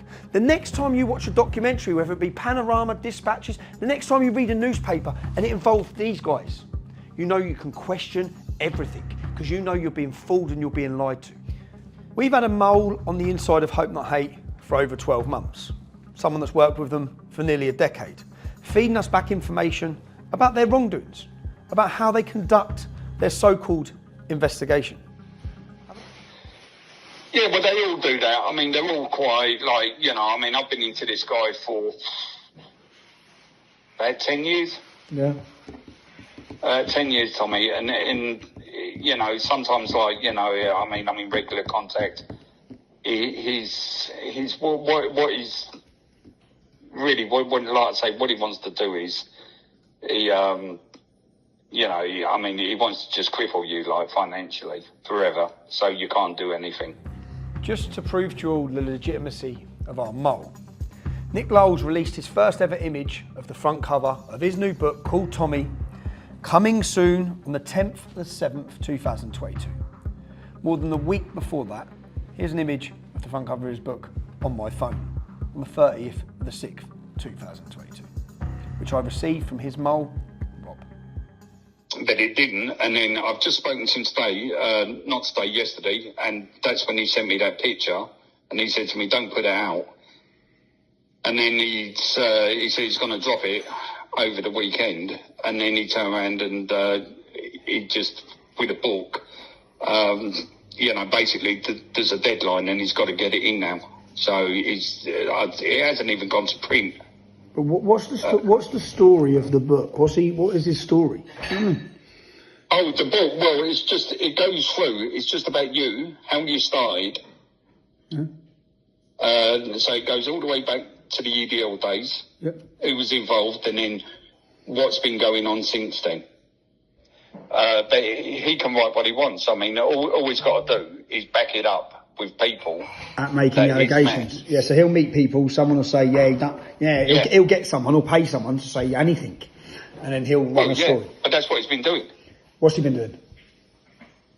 He's been getting people that that were in the old EDL, or people that are around today, or people that he's met or known, or people that he's contacted. Our suspicions about Hope Not Hate creating sources was confirmed very early on.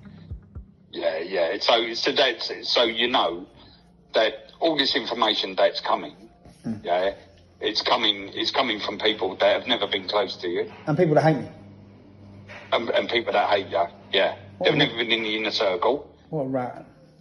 So the reason why he's done this, and I know why, he's done it for legal reasons, because he can't put anything in his book. Yeah, he has to have someone saying it, so he's gone and got them on tape saying it, and then he'll write it. About everything. So he'll have someone saying, I done this, I done that, and then he can write it. Covered his arse. And he'll just say a source close to him. Yeah. A source who was with him. Yeah. A source who was there says this. Yep. Tramp. Yeah, and that's how it's done. Now just listen to his associate tell us how low this man will go in his quest to destroy me. So I know he was in Luton quite a lot recently, and that was to do with needed information for his book. So I know he met with a couple of the Gambinos, or what's left of them. I know he met a couple of those up there, and he met some other people from Luton. And what could he possibly get off then? What, the Gambinos? Yeah. Going to meet in a heroin They're dealing all gang. in jail, aren't they? Going to meet in a heroin dealing gang to get him. What? Oh, they're going to have a heroin dealing Muslim gang from Luton. Yeah, they're going to have something good to say about me, aren't they? The Gambinos.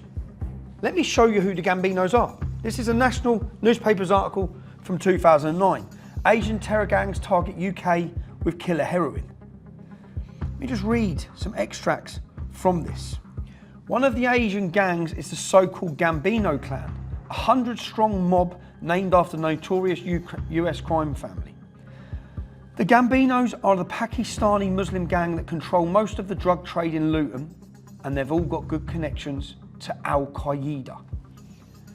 Nick Lowles is travelling to Luton to meet heroin-dealing gangs who have great connections to Al-Qaeda. They fund terrorist organisations, and that is who Nick Lowles is travelling, having meetings with, to get them as a source of information against me. And just for the record, I first made an article about the Gambino gang. It's in my Oxford Union speech, where I addressed who they are, said they're using heroin to drug and pimp our daughters. I'd done that when I was 20 years old in Luton. They have hated me for years.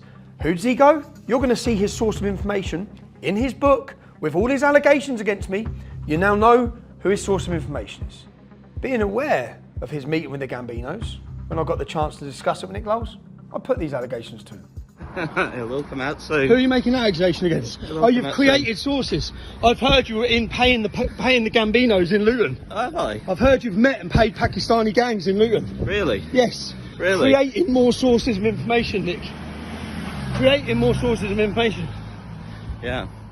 But you create the source. You create the source. I look forward to it. You create your source. So you'll have a source that you've paid, you've gone in, because I know you've been meeting Pakistani gangs in Luton. Really? You'll be paying them, say this, say this, say this. I've got the evidence of it. Right. I've got the evidence of members of your team telling me that. Who? Members of your team tell me Really? that. I had the front cover of your book weeks ago, you clown. Yeah. You clown. Right? I had the front cover of your book. I had the fact you were meeting Gambinos. I've got the screenshots and messages of it. Gambinos are a heroin dealing gang in Luton. And you know all about them. And you've gone and approached them. And you know You've gone all and about paid them. them. You know. I grew up in Luton. I've challenged them for years. Yeah. Your 2004 leaflet names them. Yeah. It names them as heroin dealer. Yeah. And you've gone and met them and paid them to say things about me. So You're a scumbag. Have you ever sold cocaine? No, I haven't. No. Really? No. Okay. I haven't. You're a scumbag. See, look. So now we know. So you've got people you're paying to make these allegations so you can run with the headlines. Yeah. After confronting Nick Lowles about him meeting the Gambinos, he's aware someone's talking to us within his team. He then contacts our mole. You might not be talking to TR, but you are talking to Hell. Hell's my PA. Strange that something I only told you was brought up by Lennon today. He's aware, yeah? He's figured out who our mole is. Listen to this. This is Hope Not Hate Dude. Hello, mate. How are you? Not bad, Rob. You? Fucking a bit stressed, to be honest with you, mate. You know, it's all coming to an end, isn't it? It's all coming to a head now, isn't it? So eventually he's going to know, you know, what I've been up to. So, as we've seen, in order to destroy me and target me, our mole makes it very clear what Nick Lowles' ambition is. What he's hoping to do is to get your missus into court. Yeah. Okay. That's really what he wants to do, and put her under pressure. How does he think to answer the questions? How does he think he's? As you've seen, not content with sitting down with heroin gangs, or paying people, or bribing people, or sexual assaults, he wants to target the mother of my children, my ex-wife. When I approached Nick Lowles outside his house, it became very apparent that one of their main targets is Daniel Thomas. Daniel Thomas is an ex-colleague of mine. But to destroy him is to discredit me, which became very apparent after talking to Nick Lowles. Danny Tomo's Mrs. sister. Have you given money to Danny Tomo's Mrs. sister? Bearing in mind I have evidence you have. So I have evidence you have. Really? Yeah. Okay, fine. Yeah. What about Danny Tomo's you Mrs.? show your evidence, and I'll show what my about evidence. Danny Tomo's Mrs.? What? The one who was beaten up by Danny Tomo. A lot of the allegations about Danny Tomo were about him and his ex-partner. But the allegations didn't seem to have been coming from his ex-partner. They seem to be coming from other sources that no doubt Nick Lowles has created. The first thing Nick Lowles told Danny Tomo's ex-partner when he spoke to her, they had just had a very severe breakup, finished on bad terms. Now I know straight away that means he's going to get in contact. I know that because that's what he does with everyone and has done for 15 years. But the first thing he tells her is that Danny Tomo has been sleeping with an underage victim of sexual exploitation. A total fabricated lie. The intention to anger his ex-partner, to get her on side, then out comes the money. We find out that he's been paying her sister, who doesn't have a very good relationship with Danny Tomo either. He's been paying her. Carry on, talk. Okay. So you're willing to accept, yeah? So you're telling me you got paid by this journalist to talk shit for 20 minutes? How much did he pay you, Kane? How much did he pay you, Kane? How much did he pay you? I don't have to confirm nothing to you. I know how much he paid you. Jazz told me 300 quid and she got half. Yeah? Is that right? Is that all? All right, that's what Jazz got, yeah. When Jasmine was made aware of the allegations being made by Nick, or one of his new created sources, she attempted to call Nick over 25 times, but he refused to answer, probably hiding under his bed, awaiting the release of this documentary. Here was her voice recording, which she left for him.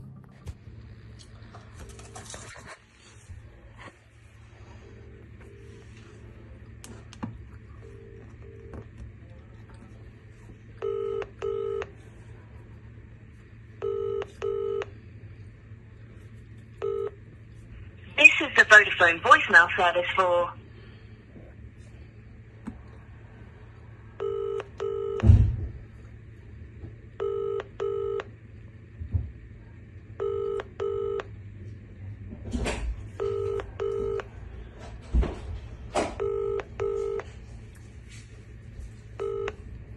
This is the Vodafone...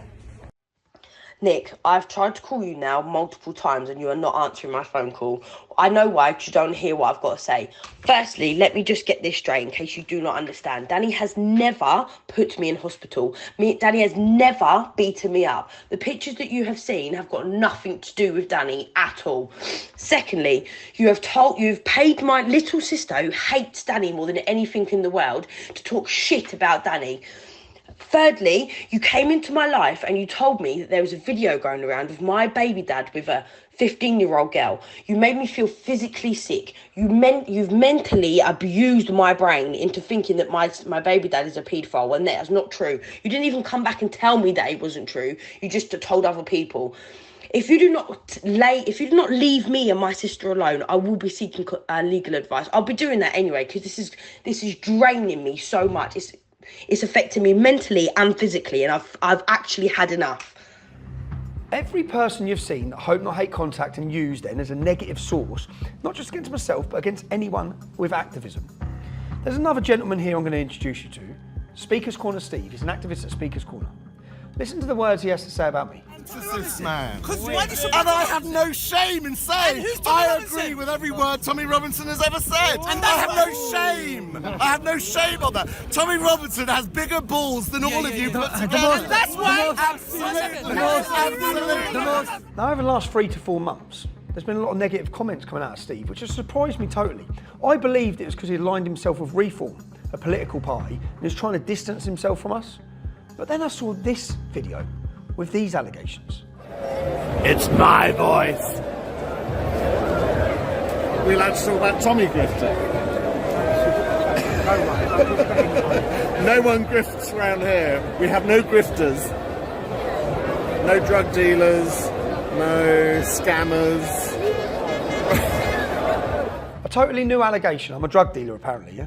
You've heard it from Nick Lowles, and now I've heard it from Speaker's Corner Steve. So it's a new allegation. What possibly could have changed him from supporting me and being close to me, and just 3-4 months ago, totally turned against me and throwing out the same accusations that Nick Lowles is now throwing out? That's where our source and our mole has been so valuable. I mean, as I understand it, I mean, listen, I'm just going to give you something else, yeah? Go on. Get Steve off of your groups. Steve, Speaker's Corner. Yeah, get him off all your groups.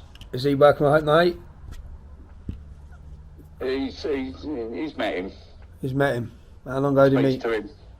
How long ago did he meet to him? him.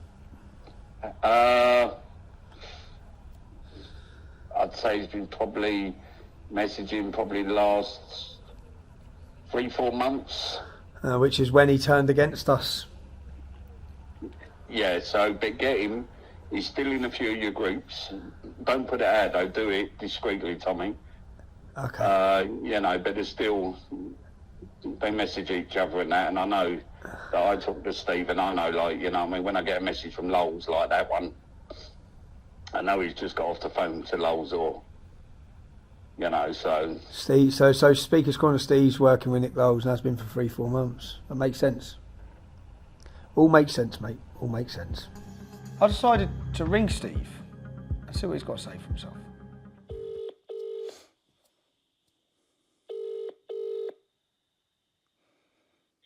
Hello. Hi Steve, it's Tommy Robinson. Hello there. Steve, I have evidence that you've been in regular contact with Nick Lowles from Hope Not Hate. Do you? How would you have that? I have it, mate. So when was the first time you started getting in contact with him, Steve? Why? Why? Why? Just want to see what your relationship is with him and how long it's been going on. Why is that? Well, because you've totally gone on an attack and totally changed, and it seems to be, from the timing I've been given, since you become a regular contact with Nick Lowles.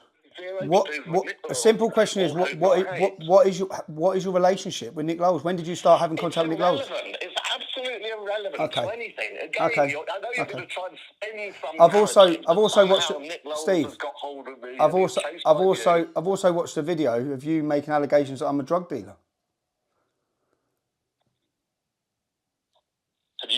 Have you not ever been? No. So where have you? Why would you be throwing that out? That I'm a drug dealer. Multiple sources. It's a common statement. Multiple sources. You must be aware of that. So no, only you and Nick Lowles. So that's what I'm wondering. Where's the source? What's your multiple sources that I'm a drug dealer? Multiple people have told me. Okay. It's the common rumour out on the street. Coming from? Multiple people. Such as? Multiple sources.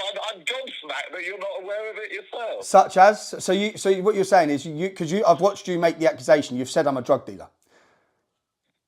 You've said I'm a drug dealer. Have you never been? Have you never done that? Have you never, in your entire existence, sold an item of drugs? No, I haven't. No. So as I'll ask you again, you're making a serious accusation against me. You've put it out online. Yeah. You've said I'm a drug dealer. I'm asking you. I said lots of other things about you. Are you going to question me on those other things too? I will, yeah. But we'll start on the drug dealer one because it's the same accusation that's coming from Nick Lowles, and I find out you're in regular contact with Nick Lowles, just on the phone to him. You found out I've been in regular contact with Nick Lowles. I mean, what, you're demanding me for sources of evidence. What's your source of evidence for that? Someone within Hope Not Hate, Nick. Someone within Hope Not Hate, buddy. Don't worry, I've got it. Anyway, I've got a meeting at 12 o'clock. I can't carry on. Maybe call me back later if you want to continue this conversation. So you don't have a source that I'm a drug dealer.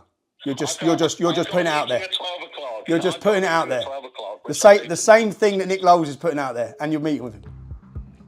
Obviously, I've included the recordings, the covert recordings of me talking with my source over many months, yeah, within Hope Not Hate, my mole. But the reason I've done that is because he's been outed. They know he's been in cooperation with me. Yeah? This is the last message Nick Lowles sent to him just yesterday, once Nick Lowles knows he's been outed. And he began crying. Don't you fucking dare tell me to step back and not make it personal. It is fucking personal. And I'm going after Tommy and everyone who stands with him. And then he says he's lost the plot. He sounds like an emotional wreck. So Nick's been outed. He knows what's coming. And these are more threats, because what does this mean? This means he's going to work with the British state, he's going to work with the establishment, probably work with the police. They're going to attempt to destroy us even further than they already have, with their lies, manipulation, their criminal behaviour. Now let's just look again and ask ourselves a question. There's a list of people who have been close to myself, close to other activists at different times, very close, and then full 360 turned, gone on the attack. What have Caelan Robertson, Jim Dawson, Jada Franson, Andrew Edge, Tom Foley, Steve from Speaker's Corner. What has every one of these people got in common? Hope, not hate. But more worryingly, who else are they targeting? Who else is working with them? You'll see, because you'll see the people coming out against us or slandering us. Now, a particularly nasty speciality of Hope Not Hate is the targeting of women, and vulnerable women at that. Listen to another last recording from our mole within Hope Not Hate. That's why most people, people fall out of me, and then they just, and he recruits them and they tell him what he wants to hear. Yeah, the same thing what happened with Lucy Brown. I mean, what happened with Lucy Brown, as soon as all that shit happened with Lucy Brown, is that they approached her because they knew she was vulnerable. Hope Not Hate did, yeah. Okay. Yeah, and it's because she was like she is. At that time, Lucy was vulnerable, which is when they strike. I'm not making the allegations Lucy's done anything wrong. Hope Not Hate have tried to coerce her at a vulnerable time in her life, just as they have Danny Tomo's ex-missus as well. They had a relationship breakdown, a severe breakup, and in step Hope Not Hate. They also targeted Danny Tomo's ex-missus' sister. All three of these women at that time were vulnerable. But let's look at the other women that they've targeted in their home. Whether it be the female whose property they put up with, who lives with her 12-year-old daughter, who was terrified in her home after the targeting, or it be Sharon Claff, an old grandmother who was violently beaten and attacked because of their lies, or Ashley and her children now scared in their home, having to fortify it. Even the mother of my children, my ex-wife, who they've targeted her property, purposely doing it time and time again, or even my mother and father, who are old age pensioners who should be able to enjoy peace in their home. Their target every time is to target vulnerable people and families. As we end this documentary, Hope Not Hate are currently under criminal investigation by 3 separate police forces, including Greater Manchester Police. To the publishers of Nick Lowles' book that he's bringing out, and to the documentaries that are currently working with him, how many sources do you think he's used in these publications where the media are waiting to run the stories that he's blackmailed, sexually assaulted, given drugs to, paid £20,000? How many of them have been intimidated, paid or coerced? Question everything. To Hope Not Hate. This isn't the end. Our expose will continue.